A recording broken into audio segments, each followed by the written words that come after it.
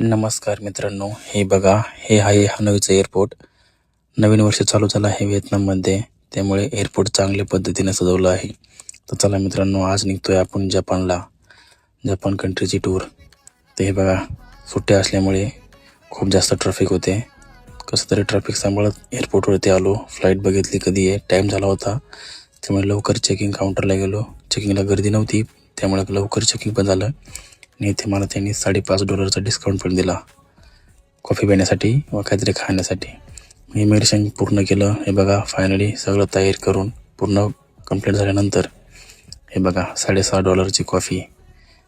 ती बघा, एवढीच कॉफी. तर काय आता, एअरपोर्ट हे सगळं मागच राहते. घेतली काय मग, आता दुसरा ऑप्शन नाही, कुठं भांडत त्या संग. कॉफी घेतली, मग निघालो. मग फ्लाईट काय झाली, बोर्डिंग स्टार्ट आपली. हे बघा, निघालो चकाटमध्ये जपान. हे बघा, ही आपली खटमाळी एअरलाईन, जन्माची लेट राहते.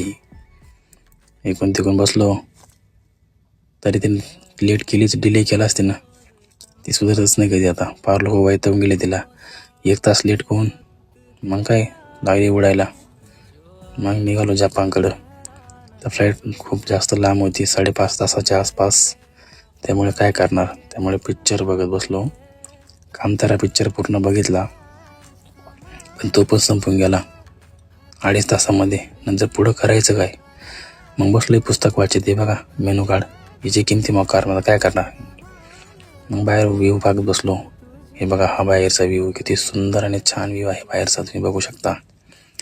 मग झोप पण लागली. पिक्चर संपल्यानंतर डोकली यायला लागली मला, आणि थंडी खूप जास्त होती. मग काय झोपलं, मी झोपलं, मागं सगळे झोपले. इमान खाली होतं, शेवटचे 8-10 सीटं सगळंच खातून चपा काढले लोकांनी. हे बघा बाहेरचा व्ह्यू, जपानच्या वरचा. मग सगळे झोपले होते.